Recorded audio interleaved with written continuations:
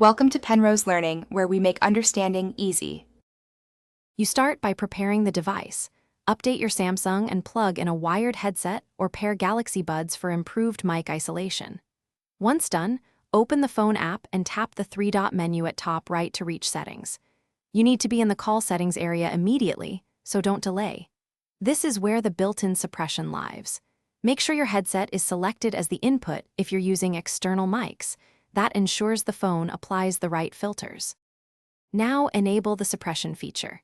In phone settings, go to Calls, find Noise Reduction or Background Noise Suppression and toggle it on. Choose Automatic for hands-off behavior or High if you are in a loud environment and need maximum filtering.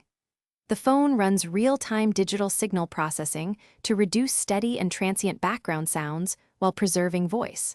Once enabled, place a short test call and watch the call UI. It should indicate the noise filter is active. Adjust level if call partners report muffled voice. Finish by testing. Make a few calls and record voice notes to confirm background noise drops without killing clarity.